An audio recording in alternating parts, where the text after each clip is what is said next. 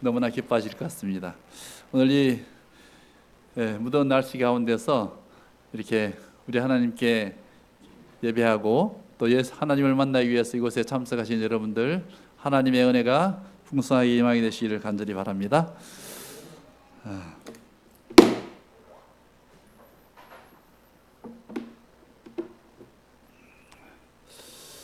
오늘 여러분들과 함께 말씀을 나누고자 하는 것은 관계에 대해서 말씀을 드리겠습니다. 인간 삶의 최종 목표는 행복이죠. 우리가 행복하게 살기 위해서 열심히 공부도 하고 또 열심히 돈도 벌고 바쁘게 그렇게 살아가고 있습니다.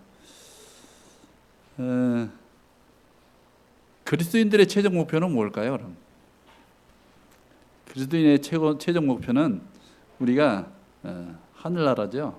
하늘나라, 영생입니다. 천국이고. 그래서 우리가 열심히 성경 공부하고 또 열심히 또 전도도 하고 또 열심히 교회도 나오고 이렇게 하는 거예요. 그런데 여기에 오늘 이것이 우리의 목표를 다 이룰 수 있는 것일까? 우리가 다시 한번 깊이 생각해보는 그런 시간이 되었으면 좋겠습니다. 자, 출애굽기 20장 1절에서 11절에 있는 말씀, 10계명에 있는 말씀입니다.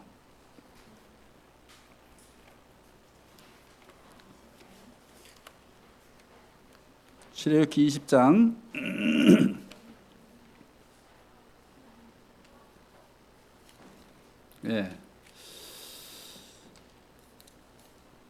제가 낭독하겠습니다. 하나님이 이 모든 말씀으로 일러 가라사대 이르시되 나는 너를 애굽 땅 종되었던 집에서 인도하여 낸 너희 하나님 여호와로다. 너는 나 외에는 다른 신들을 너희 있게 말지니라. 너를 위하여 새긴 우상을 만들지 말고 또 위로 하늘에 있는 것이나 아래로 땅에 있는 것이나 땅 아래 물속에 있는 것에 어떤 형상도 만들지 말며 그것들에게 절하지 말며 그것들을 섬기지 말라.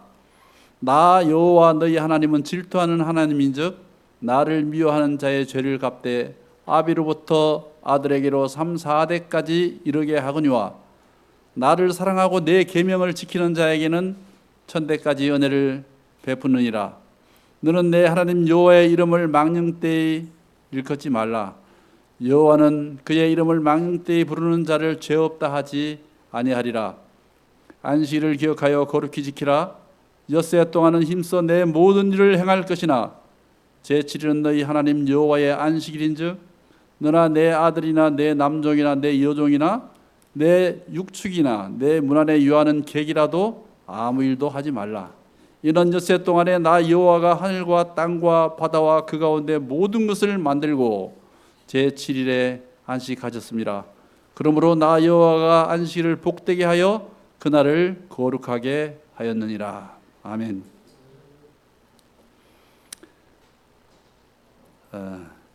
미국의 하버드대 의대에서 85년 동안 긴 프로젝트를 지금까지 시행하고 있습니다. 이것을 1월 첫째 주에 방송을 했어요. 1월 첫째 주에 인터뷰로 이렇게 하는 것을 제가 잠깐 본 적이 있습니다. 그리고 제가 그거를 잽싸게 인터넷 들어가서 캡처해서 제 카톡에다 딱 옮겨놨던 적이 있어요. 그래서 그 내용이 무슨 내용이냐면 하버드 대생과 빈민가 보스턴 빈민가의 청년들 중에 누가 행복하게 살 수 있을까 하는 제목이었어요. 그것을 이제 85년 동안이라는 이 긴 세월 동안 그것을 연구한 거예요. 연구하고 그들의 삶을 추적하고 그들의 유전자나 모든 것을 다 조사를 한 거예요. 엄청난 프로젝트를 지금도 실행을 하고 있습니다. 하버드생과 빈민가 724명 그들의 자녀들까지 85년간 지금까지도 하고 있는데 거기에서 이 오랜 기간 동안 연구해서 간단한 답을 얻었어요. 간단한 답을 얻었어요. 이 동아일보와의 인터뷰에서 행복을 정하는 결정적인 요인은 부도 아니고 명예도 아니고 학벌도 아니었다. 이게 결론이에요. 이 사람들이 얼마나 오랫동안 이렇게 연구를 했냐면 1세대 자녀들만 1,300명이에요. 처음엔 724명으로 시작했지만 이 많은 사람들을 그 삶을 다 추적하는 거예요. 그리고 지금까지 논문을 200편, 그리고 책을 9권 발표. 이렇게 했는데 결과는 의외적으로 간단한 거예요. 네? 결과는 의외적으로 간단합니다. 그래서 이 방대한 연구, 그들이 이 방대한 과학적 연구의 메시지는 의외로 간단했다. 인생에 있어서 오직 한 가지 사람들과의 따뜻하고 의지할 수 있는 관계에 달려 있다. 이렇게 되어 있어요. 관계에 달려 있다. 행복하고 건강한 노년은 사람들과의 질적인 관계에 있다. 많은 사람들과 관계가 좋다는 게 아니라 한 사람이도 좋다. 부부 관계도 좋다. 친구 하나가 좋다. 질적인 관계에 있다라는 거예요. 놀라운 것은 이 행복뿐만이 아니라 건강한 삶을 이 생명에도 이 관계가 있다. 사람의 관계가 그렇게 이야기를 했습니다. 결론이 그렇게 난 거예요. 그래서 50대나 젊었을 때 관계를 잘 가진 사람, 부부 관계가 좋든지 친구가 좋든지 이런 사람들은 노년에도 행복하고 건강한 삶을 살 수 있다라는 것이 그들의 결론이에요. 그들의 결론. 그래서 행복의 열쇠는, 그래서 이 기자가 몇 번을 묻더라고. 아니, 하버드에 나온 사람이 그래도 행복하게 살 수 있지 않겠습니까? 이 질문을 3번씩이나 계속해요. 근데 그 교수는 단호하게 얘기를 하더라고. 아니다. 그건 아니다. 이렇게 딱 잘라서 얘기를 해요. 학벌과는 행복이 관계가 없었다. 하버드에 나왔다고 해서 이들이 행복한 삶을 사는 것은 결코 아니다.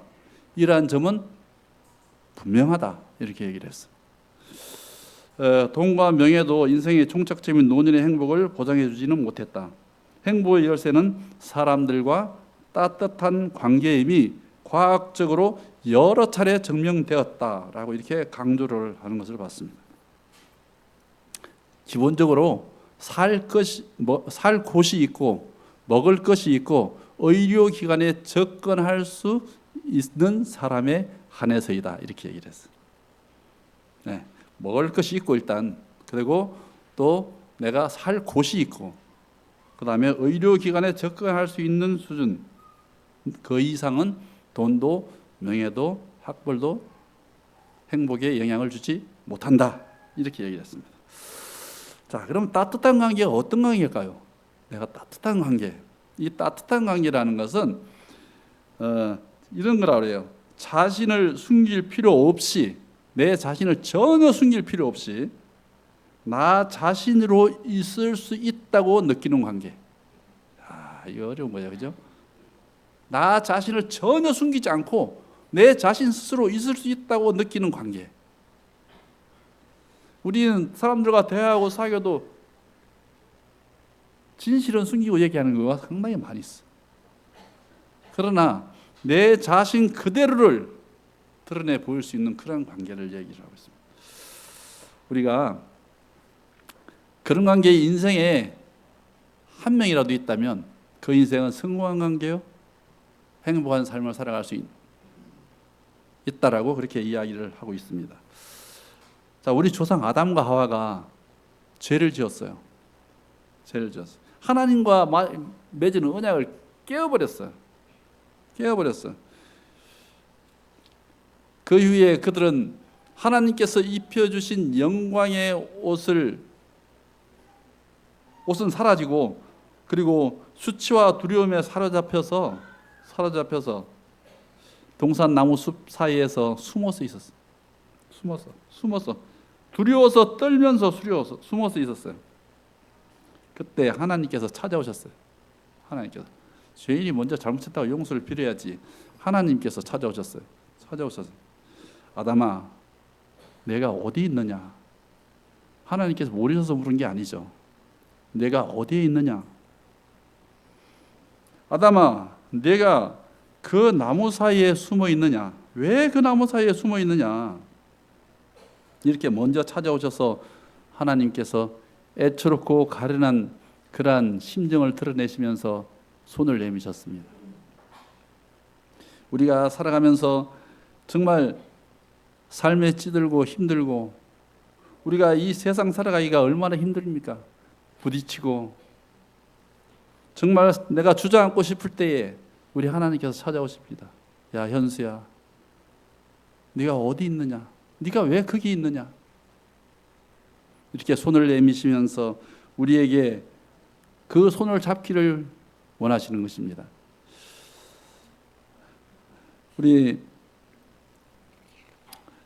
우리를 향하여 하나님께서 너 거기 왜 숨어 있니? 너 그렇게 할 필요 없잖니? 왜 그렇게 두려워하냐? 그러시면서 하나님께서 다시 아담과 하와에게 깨어진 언약을 세우십니다. 이게 창세기 3장 15절이에요.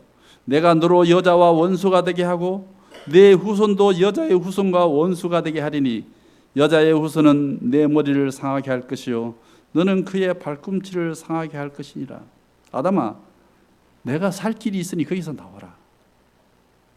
하나님은 나무숲에 숨은 모든 인간들을 향해서 이러한 복음에서 안식을 찾으라고 우리를 부르고 계십니다. 그것은 정말 우리를 향한 부르심이요 자비의 초청이요 또 진정한 복음인 것입니다. 여러분은 지금 어디에 있습니까?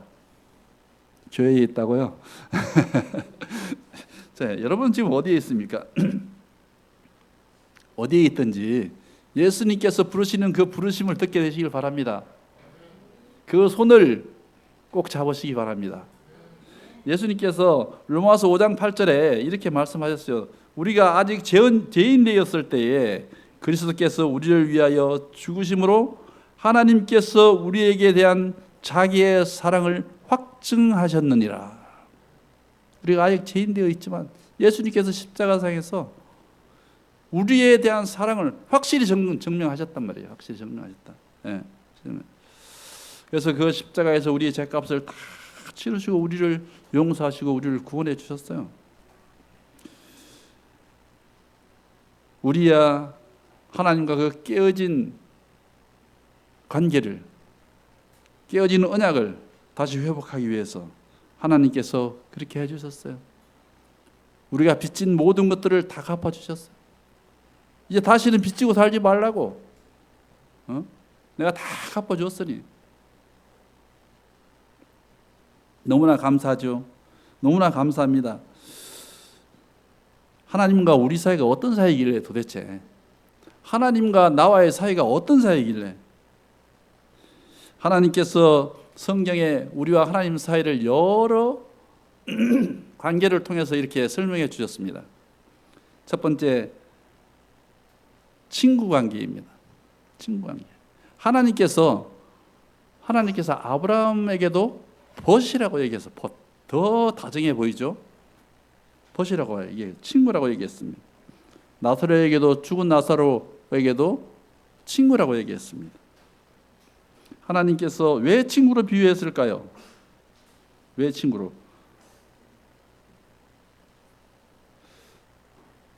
비밀이었기 때문에. 비밀. 여러분 친구 사이에 비밀 없어요. 네, 비밀 없습니다.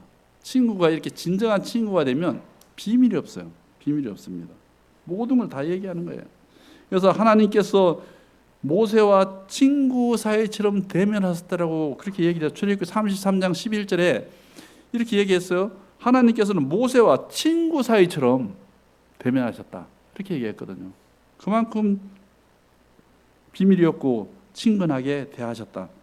그렇게 얘기했어요. 요한복음 15장 15절. 이제부터 너희를 종이라 하지 아니하리니 종은 주인의 하는 것을 알지 못함이라.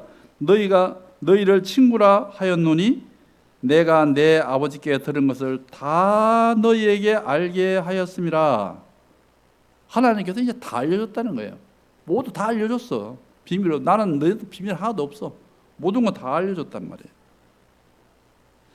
옛말에 친구 따라 강남 가고 부모 팔아 친구 산다는 말이 있습니다. 친구 사이에는 비밀이 존재하지 않습니다. 그래서 하나님께서 창조 때부터 시작해서 예수님께서 재림하시고 그 영원한 하늘까지 우리에게 비밀이 하나도 없이 다 털어놓으셨어요. 뭘 통해서? 성경 말씀을 통해서 자세하게 기록해 주셨습니다. 그 길을 따라서 오라고, 그 길을 따라서 살아라고 이렇게 다 알려주신 거예요. 그 다음에 친구는 친구를 위해서 죽을 수 있기 때문에 그렇습니다. 목숨을 버릴 수 있어요. 진정한 친구는 친구를 위해서 목숨을 버릴. 이 이야기는 이해가 좀 잘 안 가요. 왜? 그런 친구가 없어봤기 때문에 이해가 잘 안 돼요. 근데 진정한 친구는 친구를 위해서 목숨을 버린다. 친구를 위해서. 여러분, 우리 성경에 너무나 잘 알고 있는 다윗과 요나단의 관계. 요나단이 정말 목숨을 걸고 다윗을 위해서 그 우정을 드러낸 그러한 장면들이 나오지 않습니까? 요나단은 죽을 수도 있는 거예요. 죽을 수도 있는 거예요. 그러나 다윗을 위해서 그가 행한 모든 것들을 사무엘상 1장 1장 26절에 이렇게 얘기했어요. 그대가 나를 사랑함이 여인의 사랑보다 승하도다. 여인의 사랑하고 비교할 게 아니다는 거예요. 그만큼 자기의 목숨까지 내놓고서 이렇게 사랑한 것을 볼 수 있습니다. 친구를 위해서. 예수님도 제자들을 향한 사랑이 그랬어요. 요한복음 15장 13절에 이렇게 말했습니다. 사람이 친구를 위하여 자기 목숨을 버리면 이에서 더 큰 사랑이 없느니라. 정말 이런 친구도 있을 수 있나 봐요. 원이로되 그런 친구를 가져본 적이 없습니다. 너무나 행복한 거죠.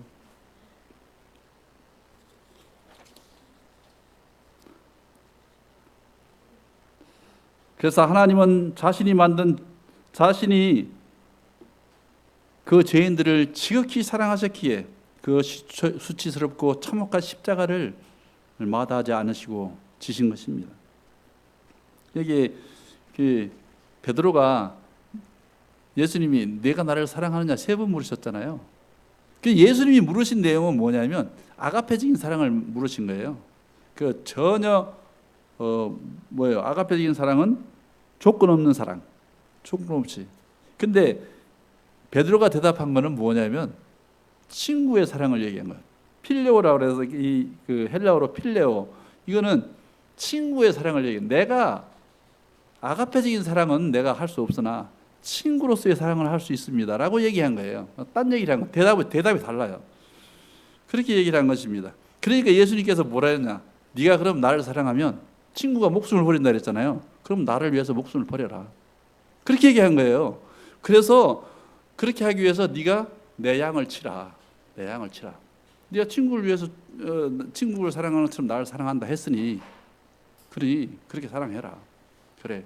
그러면 내 양을 치라. 이렇게 했거든요. 그래서 베드로가 결국은 하나님 예수님의 말씀대로 실천에 옮겼고 그가 양을 위해서 목숨을 버리는 그러한 일을 한 것입니다.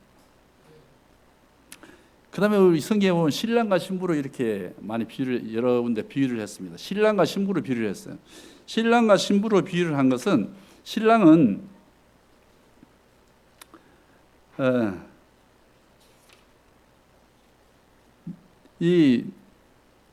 너무나 행복한 거잖아요. 신랑은 삶의 가장 행복한 만남이고 가장 행복한 시간이에요. 그리고 땅에서 가장 기쁘고 즐겁고 행복하고 너무나 젊디 젊은 아리따운 두 남녀의 결혼식이잖아요. 신랑 신부.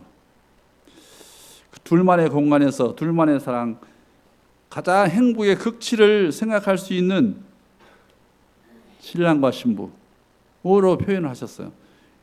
세월 가는 줄도 모르고 사랑에 빠질 수 있는 그러한 관계, 그러한 관계를 얘기하는 거예요. 하나님과 우리 사이를 그런 사이로. 그래서 하나님을 사랑하고 그와의 관계가 이렇게 돈독해지면 시간 가는지 모른다는 거예요. 세상 가는지 모른다는 거예요. 그렇게 행복하게 신앙도 할 수 있고 살아갈 수 있다라는 거예요. 네, 있다는 것입니다. 우리의 인생의 영원한 동반자이기 때문에 그렇습니다. 우리는 하나밖에 없는 나의 아내, 나의 남편이 우리 인생, 짧은 인생 살아가는데 영원한 동반자잖아요. 우리가 그런 것들을 하나님께서 다 생각하셔서 부부로 비유하시고 신랑 신부를 비유하시고 친구로 비유하시고 이렇게 비유로 말씀을 하시는 거예요. 남편은 아내에게 맡기고 모든 인생을 맡기고, 또 부인은 신부는 신랑에게 의지하고 신뢰하고, 이래 할 때에 그들이 행복한 인생을 살아갈 수 있는 그러한 삶이 되는 것입니다. 서로 맡기는 것이.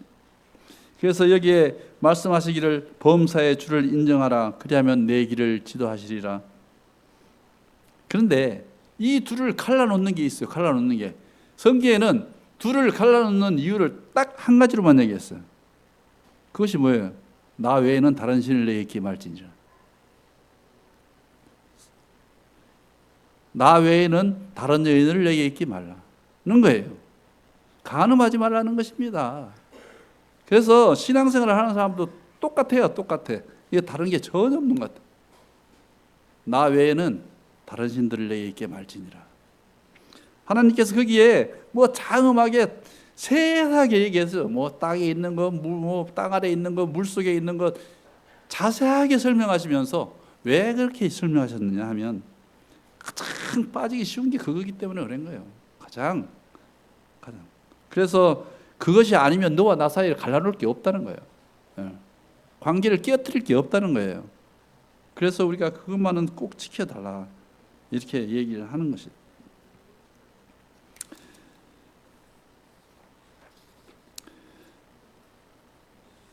자, 그래서 음행한 연고 없이는 아내를 버리지 말라고 되어 있거든요, 성경에는. 그래서 결코 간음을 하지 않으면 버리지 말라라고 이렇게 되어 있습니다. 그 다음에 아버지와 아들과의 관계로 이렇게 얘기를 합니다. 아버지와 탕자에 비유해서 우리가 너무나 잘 알고 있습니다. 아버지와 아들, 부모 자식 간의 정은 천륜의 정이라 해서 천륜의, 무엇으로도 끊을 수 없는 정이 천륜의 정이에요. 천륜의 정. 아버지가 그 모든 것을 탕진하고 돌아오는 그 아들. 근데 아들은 나가서 자기가 할 거 다 하고 세상에서 누리고 싶은 거 다 누려보고 즐겨보고 이렇게 하는데, 아버지는 그 아들을 위해서 매일같이 기다리고 나가서 기웃거리고 혹시나 아들의 그림자가 보이지 않나 이렇게 기다리는 게 아버지의 심정이잖아요. 그 심정을 이 아버지와 자식 간의 관계로 드러내면서 하나님께서 우리와의 관계를 얘기하시는 거예요. 이사야 49장 15절에 이런 말씀이 있습니다. 여인이 어찌 그 젖먹는 자식을 잊겠으며 자기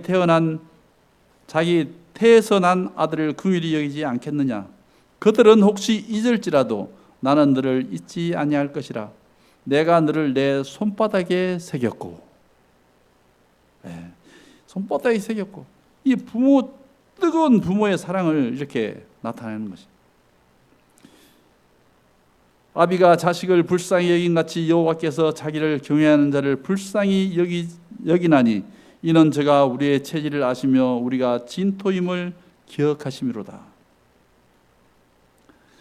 자식들은 몰라요. 자식은 잘 모릅니다. 부모의 그 마음을 몰라요. 조금이라도 이해하면 그렇게 안 할 텐데 정말 모릅니다. 이건 언제 깨닫느냐? 부모가 돌아가시면 알아요. 돌아가시면 좀 알더라고. 그 전에 부모가 있을 때는 그걸 몰라요. 나이가 들어도 잘 몰라요. 뭐 자녀를 키워보면 안다고? 조금은 이해하죠. 조금은 이해하지만 정말 부모의 마음은 알 수가 없어요. 우리가 이해를 할 수가 없습니다. 부모가 죽으면 산천에 묻고 자식이 죽으면 가슴에 묻는다 그랬어요. 그런 거예요. 그만큼 부모는 자식을 위해서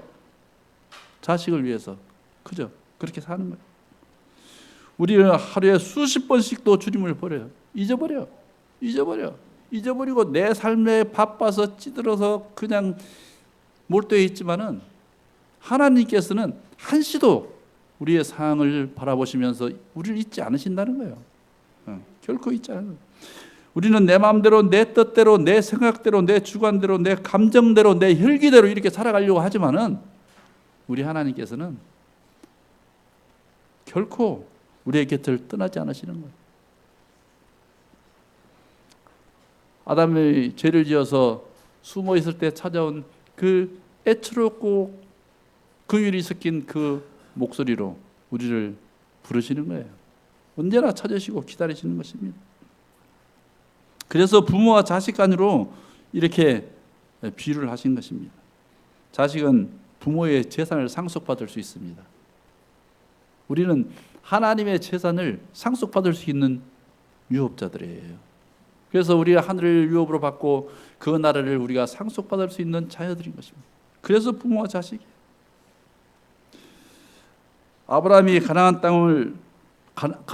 땅으로 부르신 것은 하나님께서 아브라함을 부르신 것은 가나안 땅을 상속해 주기 위해서였어요. 이게 갈라디아서 4장 7절에 있는 말씀을 한번 보겠습니다. 갈라디아 4장 7절입니다.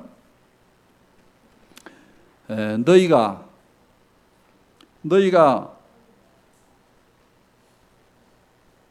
아들인 고로 하나님이 그 아들 예수의 영을 우리 마음 가운데 보내사 아버지라 부르게 하셨으니 네가 이후로는 종이 아니요 아들이니 아들이면 하나님으로 말미암아 유업을 이을 자니라. 성경에 보면 기업 물을 자 이렇게 나오고 유업에 대해서 이렇게 나옵니다. 그것을 우리가 받을 사람들이란 말이에요. 그렇게 얘기를 하는 거예요. 그렇기 때문에 우리는 천국의 상속자들이 하늘의 상속자들입니다. 아브라함이 가나안을 상속받은 것처럼 우리가 하늘을 유업으로 받을 사람들이에요. 하늘을 유업으로 받을 사람. 자녀는 그래서 부모를 공경해야 될 의무가 있는 것입니다. 이거는 선택이 아니라 의무입니다. 그런데 우리가 부모에게 너무 소홀히 하고 그런 경향이 너무나 많이 있죠.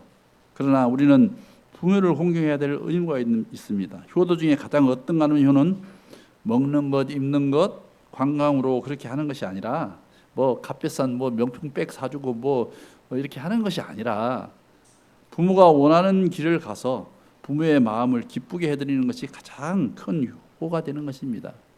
우리가 하나님께서 하나님께서 원하는 길로 가고 하나님께서 원하는 뜻을 받들며 살아가면 하나님께 우리가 가장 효가 되는 것이에요. 가장. 자, 그러면 이제 결론으로 이렇게 한번 얘기해 보겠습니다. 우리가 좋은 관계를 맺으려면 어떻게 해야 될까요? 좋은 관계를 상대방이 좋아하는 걸 해야지.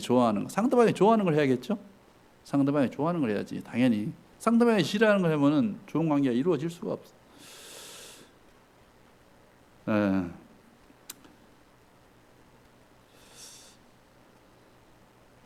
하나님께서는 우리에게 하실 일을 다 했어요.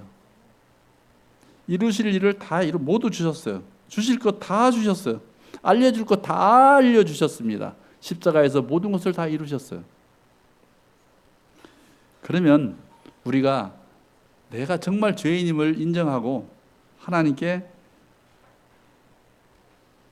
자백하고 나가야 돼요. 일단 아담서부터 시작해서 우리 태초 조상들이 자기를 인정하지 않고 들어가요. 항상 핑계대고 이리 빠지려고 저리 빠지려고 다 그렇게 인간의 삶이 그렇게 진행이 되는 거예요. 그래서 일단 우리는 인정하고 하나님께 나의 잘못과 죄인임을 인정하고 용서를 구해야 그 다음에 이어지는 거예요. 그 다음에 이어지는 그게 그 단추가 끼워지지 않으면 이어질 수가 없어요. 그래서 우리가 하나님의 은혜에 늘 감사하고, 만일 우리가 우리 죄를 자백하면 저는 미쁘시고 이로사 우리 죄를 사하시며 모든 불의에서 우리를 깨끗게 하실 것이라, 이렇게 말씀하셨습니다. 그래서 우리가 일단 인정하고 하나님께 죄를 자백해야 될 것 같습니다. 그 다음에 늘 감사해야 돼요. 하나님께서 베풀어 주신 그 은혜와 사랑에 대해서 우리가 감사해야 됩니다. 하나님께서 십자가에서 생명까지 버리시면서 우리를 구원해 주셨으니 우리가 감사해야 됩니다. 그 다음에 자주 만나야죠. 자주 만나야 됩니다. 우리가 하나님을 외롭게 해서는 안 돼요. 자주 만나셔야 돼요. 그래야지 우리가 자주 대화를 많이 하게 되고, 이 대화는 하면 할수록 늘어나는 게 대화예요. 안 하면 안 할수록 대화가 없어져요. 신기한 게 그렇습니다. 그래서 우리가 하나님과 대화를 많이 하고 하나님 마음에 맞추어서 그렇게 하나님을 찾고 만나야 될 것입니다. 우리가 하나님께서 우리에게 구원을 베풀어 주셨는데, 그 구원을 우리가 당장 금방도 잃어버릴 수가 있는 거예요. 내가 싫어서 벗어버리면 잊어버리는 거예요. 잃어버리는 것입니다. 내가, 인간의 마음은 이 변화가 많기 때문에, 하나님은 변함이 없으시고 그러시지만은 사람은 변화가 많아요. 관계를 깨트리고 이런 모든 것들이 다 내가 하는 거지 하나님께서는 변함이 없으셔요. 그래서 우리는 그 관계를 유지하기 위해서 내가 끊임없이 노력해야 돼요. 이게 구원을 하나님께서 선물로 그저 주신 거예요. 그러나 그 구원이 한번 하나님께서 주신 그 구원이 나에게 임해서 계속 그것을 유지해 나가도 얼마나 좋겠어요. 그러나 우리의 삶 가운데서 언제나 그것을 뒷전으로 버려둘 수 있는 것이 인간의 삶이라는 거예요. 그래서 그것을 유지하기 위해서 내가 끊임없이 하나님과의 관계. 자, 내가 한 친구가 있는데 내가 정말 친구예요.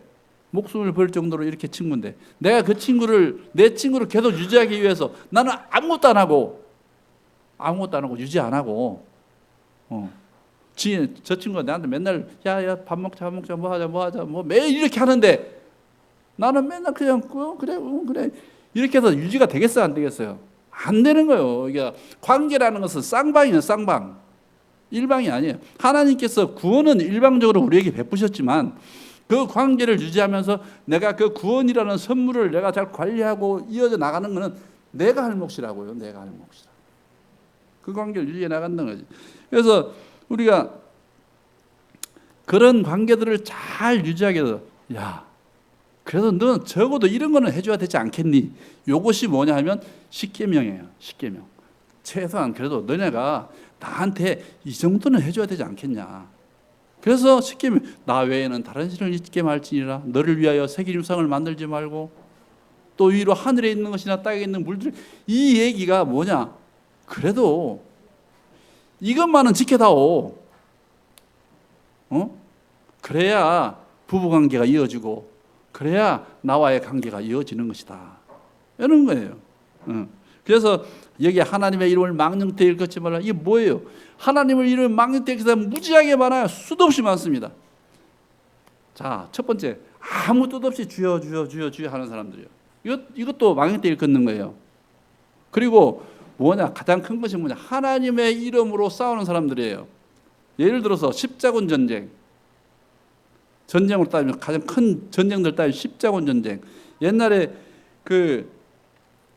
전부 다 이거 하나님의 이름으로 싸운다고 자기들은 거룩한 성전이라서 싸운 거예요. 십자군 전쟁도. 그 다음에 나치 군대, 히틀러의 나치 군대 600만 명을 죽인, 그리스도인들 600만 명을 죽인 이 나치 군대가 여기 옷에다 뭐라고 썼는지 아십니까? 제가 그걸 어디서 봤는데, 나치 군들이 여기 얼굴에 하나님께서 우리와 함께 하신다 이렇게 써서 그 그리스도인들 다 이렇게 죽인 거예요.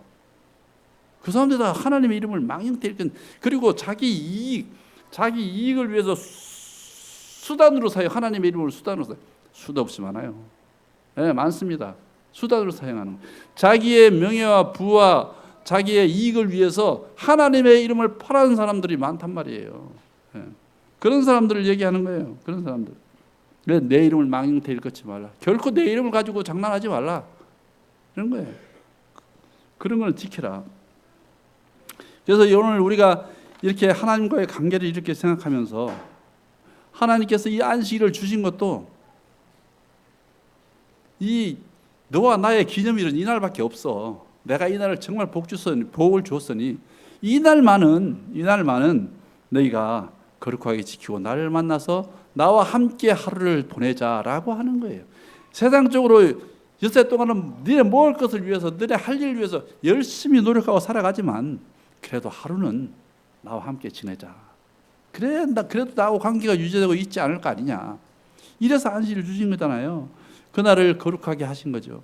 이 날에 우리가 정말 하나님과의 올바른 관계를 유지하면서 행복한 신앙 그리고 행복한 하늘 가는 길을 우리가 걸어가야 되는 거예요. 네, 그렇게 해야지만 마지막 남은 자손의 특성이 하나님의 계명과 예수의 믿음을 지키는 자예요. 하나님의 계명과 예수의 사람들이 이거를 합리화시키는 거예요. 자기들의 합리화를 시키면서 뭐라 그러냐면 율법을 지키고 계명을 지켜 이거는 아니다. 이거는 짐이고 이거는 바리새인들이 하는 일이고 이렇게 자기들이 하지 않는다라고 해서 못한다라고 해서 이걸 합리화시키면서 이렇게 강단에서 외치는 사람들이 얼마나 많은지 몰라요. 네. 여러분 그런 모든 것들이 이 세상에서 이렇게 펼쳐지고 있지만은 우리는 진리를 알고 우리 하나님께서 우리에게 베푸신 은혜를 그 사랑과 은혜를 우리가 체험하고 우리가 알고 있는 사람으로서 우리의 할 수 있는 도리들을 우리의 할 수 있는 관계 유지를 위한 것들을 잘 우리가 하면서 하나님의 말씀에 순종하고 하나님을 위해서 할 수 있는 일을 하면서 행복 추구, 사람의 행복 추구 우리는 저 하늘 가는 영원한 그 길에서 정말 기쁨으로 그렇게 하나님을 섬기면서 살아가는 우리 식사함께 모든 교우들이 되시기를 간절히 바라겠습니다.